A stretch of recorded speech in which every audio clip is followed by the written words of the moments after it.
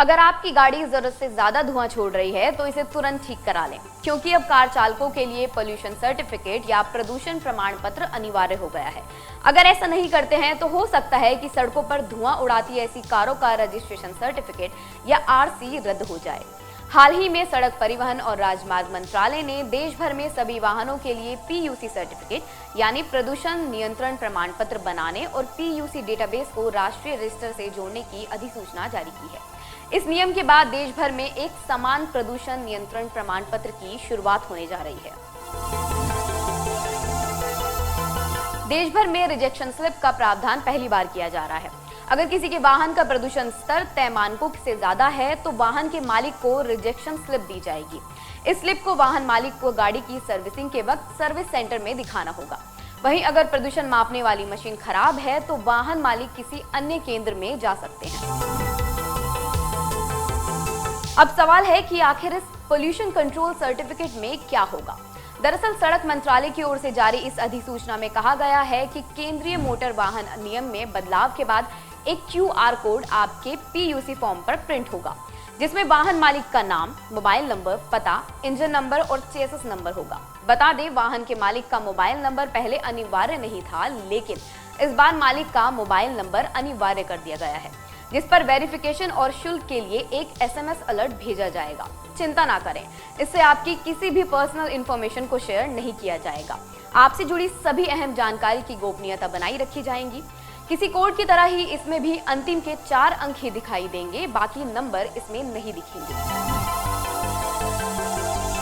एक और बात, अगर प्रवर्तन अधिकारी के पास यह मानने का कारण है कि आपका मोटर वाहन उत्सर्जन मानकों के जो प्रावधान है उनका अनुपालन नहीं कर रहा है, तो वह लिखित रूप में या इलेक्ट्रॉनिक मोड के जरिए ड्राइवर या वाहन के प्रभारी को उस वाहन को पीयूसी टेस्ट स्टेशन पर जाकर टेस्ट करवाने के लिए कह सकता है। अगर कोई भी वाहन का चालक इसका पालन करने में विफल रहता है तो पंजीकरण प्राधिकारी लिखित रूप में दर्ज किए जाने वाले कारणों के लिए उस वाहन के रजिस्ट्रेशन सर्टिफिकेट और किसी भी परमिट को तब तक निलंबित कर सकता है जब तक कि एक वाहन को पोल्यूशन अंडर कंट्रोल सर्टिफिकेट नहीं मिल जाता। भारत में गाड़ियों के फ्यूल से निकलने वाले पोल्यूशन को कंट्रोल करने के लिए मापदंड सेट किए गए हैं, जिन्हें एमिशन नॉर्म्स कहा जाता है।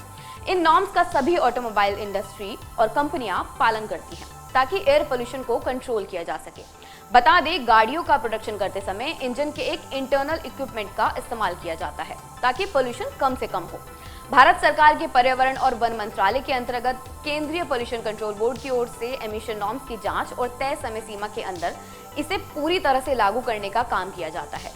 भारत स्टेज एमिशन नॉर्म्स में 2 व्हीलर से लेकर हेवी कमर्शियल व्हीकल शामिल है।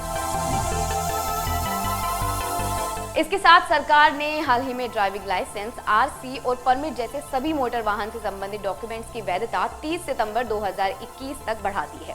इसमें उन सभी डॉक्यूमेंट को शामिल किया गया है जिनकी वैधता 1 फरवरी 2020 को समाप्त हो गई या अब 30 सितंबर को समाप्त होने वाली है।